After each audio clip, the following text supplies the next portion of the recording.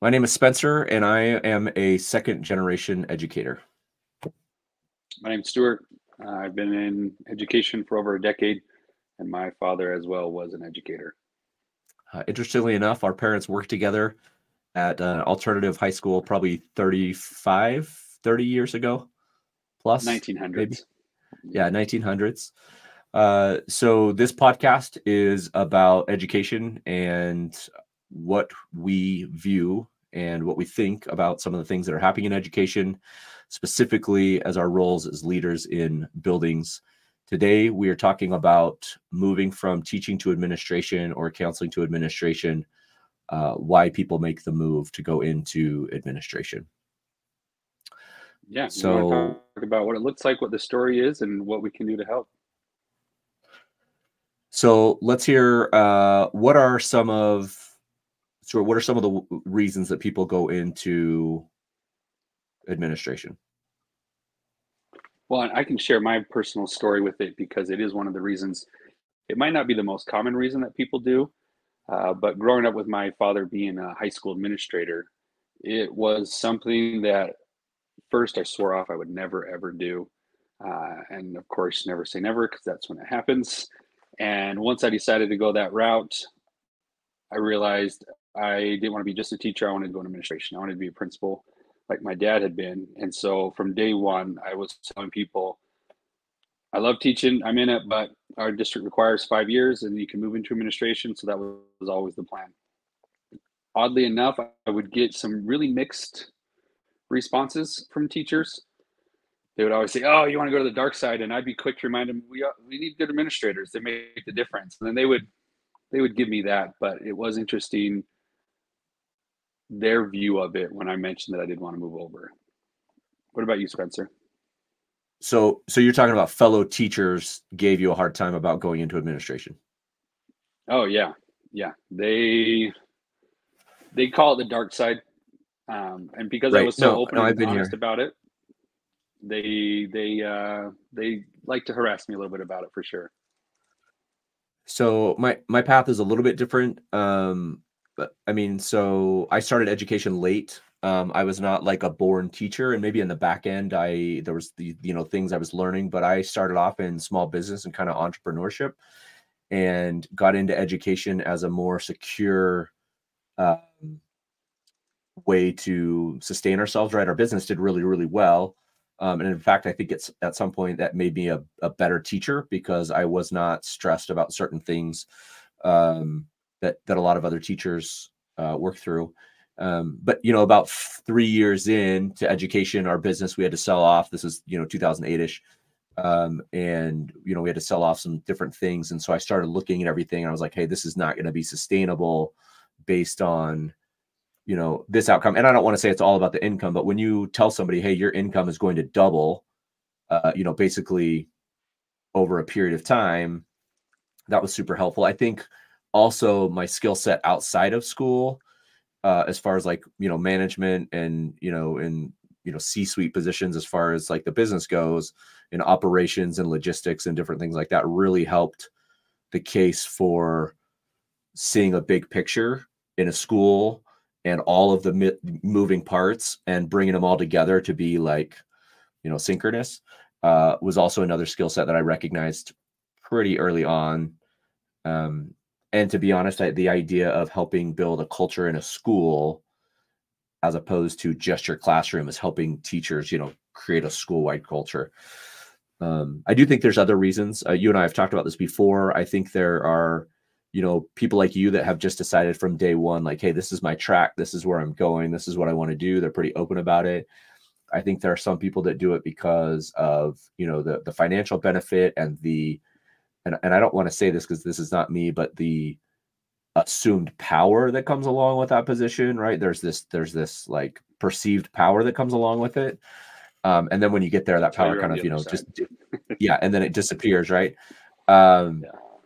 and then I think there's a group that are of people that are really, really good teachers, and they hear it long enough and from enough people that they say, oh, hey, you would be a good administrator. Have you thought about that? Well, no, I've never really thought about it, but I maybe I guess I could. What would it require, right? And then they talk about going back to school or getting a master's or doing, you know, some of those things. But some people decide to do that part and then they never actually go into administration, right? Because they go through the classes and they start to see what's happening and they start looking closer. Because I think as a teacher, you look at what your principal, your assistant principal does, but then when you start getting into the classes and you start like looking at the case studies and you start doing your hours and your observations, you start really seeing what it is. And I have probably 10, 15 friends that went through the program and are licensed to be administrators, but they've either said, nope, I'm good. I'm good where I'm at. And just kind of stopped. Right. So, I mean, I think there's a lot of that. Well, One I of the things that definitely you think talked about, go go ahead. ahead. No, you I go. just think it's interesting having the individuals that would be really good administrators, but for one reason or another, they don't want to take that leap. And we need good teachers. So it is hard because you want to really encourage them to stay in the classroom, but you know that if they were on your team, you could really do some really good work with them. Oh, absolutely. I think about that all the time. I mean, there's teachers right now that work at my school and previous schools that I'm always like, hey, have you thought about this? Like, you would be phenomenal. No, I don't really want to, I don't want to do that. Um, so one of the things that you talked about that I think is the hard part about the transition is there is an absolute definitive, you're a teacher on this day, you're on this side of the fence, and then you become an administrator, and then the next day you're on the other side of the fence with your friends, your teachers, other people that you know in the district. You know, you've basically gone to the dark side. Um, did that affect you? Because I feel like it affects peer relationships a lot, and a couple other things that I'll bring up. But how'd that affect you? I think I got pretty lucky transitioning to the school I was placed at because I still had some friends that they didn't care that were fellow business teachers at that school. But for the most part, it was a big challenge. I was still a young teacher, and so I was a young administrator. And I remember the first time I walked into the faculty room during lunch and crickets. Everyone just stopped talking. And I'm sure they weren't even saying anything, but all of a sudden there's an administrator there. And so they immediately stopped talking. And for me, I was like, okay, yep, uh, this is the difference. This is the change for sure. Even after you've been in a building for 3 or 4 years, there's still that like, hey, the faculty lounge is a sacred place just for teachers. You can't, I mean, you can go in and you can talk. And I know that there's people that will listen and be like, no, that's not how my faculty lounge is. And I'm like, no. They just change the topic when you walk in. That's how it is in every building I've ever been in. Like, you know, and and I'm not trying to call out other administrators that are saying, oh, this or that, but it's just the idea that teachers need to have a safe space outside of, you know, where you're at. The Yeah, other for sure. couple big things that I think are the kids. So how did you handle that transition with not being around the kids in your classroom? That was really hard for me because I have a face that looks angry when I'm just resting my face, not engaged with anything. And being in the classroom, it was a little rough at first, but the kids really got to know my personality and I was very clear about it. And so quickly they got to know, okay, that's just Mr. Hudnall. He looks angry. He's not angry. Being an administrator, it's changed the game because oftentimes kids only see me for a brief minute in the hall. And so I really try to make sure I have a very positive and happy outlook. But there's lots of times I'm walking in the hall deep in thought and I look angry, but I'm just on cloud nine thinking about things. And so I've really had to be a lot more conscious about what that looks like. And I've really had to go out of my way to get to know kids and have them get to know me, where in the classroom, it almost just naturally happened because they're a captive audience. We were stuck together for 80 minutes, 90 minutes. So we got to know each other. Yeah. What about you? So yeah, it's the same. I mean, that's honestly been the hardest part about moving to administration, and you get to know kids and it's in a different way and it takes a little bit longer, but the idea of, being in a middle school, 7, 8, and 9, you see those kids every day for 45 minutes, right? And some of the kids that I worked with, I had as a teacher in 7th grade, and then again in 9th grade when I switched. And so some of those kids, like I had for 2 full years, and then I followed them all the way up through graduation, and like went to graduation, and now I'm going to like, weddings and different things like that. There's the part of being an adult in the building that they know cares about them. And I know that administrators do that as well. And I'm not saying that I don't do that now. It just takes a longer period of time. One of the things that working with kids, right, whether, in elementary, it's 6 years, in the middle and a high school, being an administrator, you get to work for kids if you're divided by alphabet for 3 years. So you can really get to know groups of kids and families potentially. And that was one of the things that I love too about being an administrator, seeing families come through. Like over a 4-year period, you could see 3 or 4 kids come through and connect with families on a deeper level. But it's still, and I think if you talk to anybody, well, not anybody, I don't want to put everybody in one box, but the idea is that's one thing that they miss the most, because you can't create relationships with kids as an administrator, but it's a different relationship than when you were a teacher. And I don't know if I can put my finger on exactly what it is. So the other thing that we had talked about before is the skill set. So now as an administrator, when you go from the classroom to, to be an AP or a principal, is you're now working with adults a lot more and problems with adults, but you're also dealing with, specifically if you're an AP, the general consensus for APs, right, or vice principals, is that they are working with behavior. And so that's a whole new skill set. What skill sets did you recognize that you were missing or that you had to work on when you went from being a teacher to an administrator? Yeah, that's a great question. I feel like I learned a lot from the first administrators I worked with, and I learned a lot about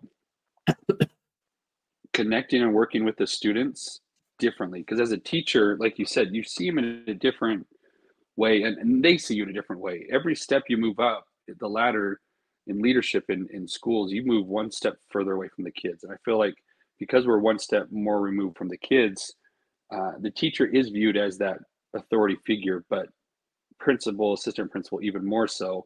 So there's that second level of authority that you kind of have to break down a little bit so the kids can see you as a person, a human being, and want to make that connection.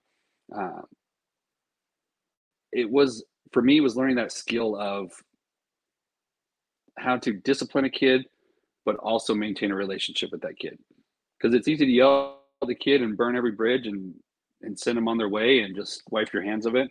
But I really wanted to try to make sure that every kid that walked out of my office felt hope for the future and that I had their back, even though I did have to suspend them. So it was learning a lot of those skills. What about you?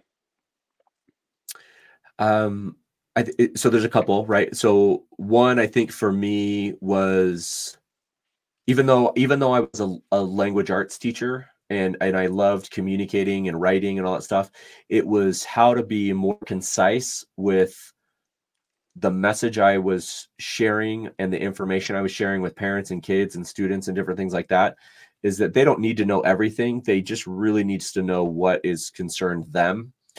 And I know that sounds weird, but I remember sometimes, me wanting to explain all of the reasons why why this was happening to this student.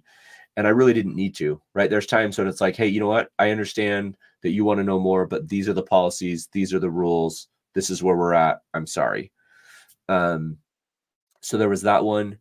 And then my ability to, and I still have a problem with this skill and I'm still practicing on it, is the ability for me to say, no, I don't know all the answers, but let me find out. Or no, I don't have the time to do that. Let me send you to someone who can do that. Specifically, I think it is a skill to say no, not because you don't want to help people, not because you don't want to do the things that they need, but there are times when if you just say yes to everything and kind of try and become a people pleaser, you end up disappointing everybody because you're not giving everybody your full. And this is more the adults in the building with all the chaos that happens in a middle school or even a high school, right? Which is even more than a middle school, just because of the sheer number. So I think those are things that I am still learning. But so is there anything preparation wise, right? So let's say you're a teacher listening to this podcast, and you're like, hey, I'm thinking about going into administration. What was the most helpful thing? Because I know there's things that everybody has to do. As far as like, you got to get a master's degree, you got to do some observations. What are things that you were like, oh, I have kept that for the past 10 years because it was so amazing? The biggest thing for me was creating the network, creating those connections. On my prep period, I oftentimes went down to the main office to talk with assistant principals or principals and pick their brain, even just shadow them during my prep so I could see what it was like. I asked a lot of questions, and there were some administrators that got really bugged with it, and so I learned not to ask them a lot of questions. But there are others that loved it, and they still had that teacher spirit being an administrator, and so I would sit and pick their brain. I would ask them all the time, like, what do you do in this situation? How do you handle this situation? Or they would tell me what was going on in the school and how they were handling the situation. So for me, building that network has been really helpful. The biggest thing, though, was being a leader in the faculty. I mean, whether I was or not is subjective, but I was looking for opportunities to lead out on professional development, looking for opportunities to lead out any way I could, which helped because by the time I applied to be an administrator, my principal, but also the district saw me as that type of person already. So it was an easy transition for them to take me as an administrator. So I think that last one, to be honest, was one of my key takeaways that everybody I recommend. And now I've had, interns come and kind of watch and follow and, be the mentor for. But the idea, I mean, we're in a larger district, right? So we've got 57,000 kids in our school district, and we've got, 55 schools. And I think there are times when teachers may think, oh, nobody knows who I am. They have no idea what I'm doing. If you're doing awesome things, people know what you're doing, right? And that's, I mean, if you're doing awesome things, people will hear about it. They'll know about it. They'll find out about it.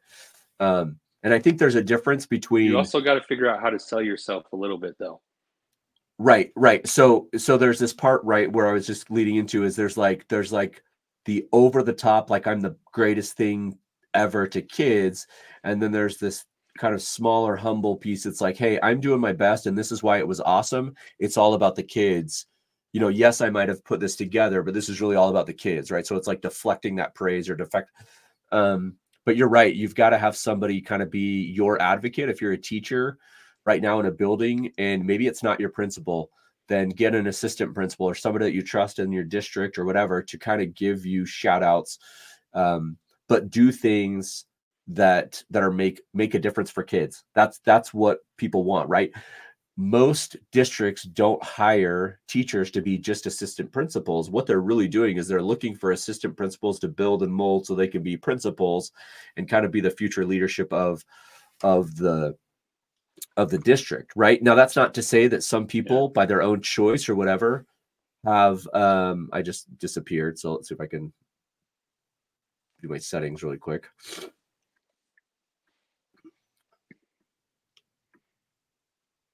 Well, and I think it's those connections that are going to serve you best in all. We hear it all the time. It's all about who you know, and that goes true in this case as well. If they can speak from experience of this dude knows what he's doing, it can't do anything but help you.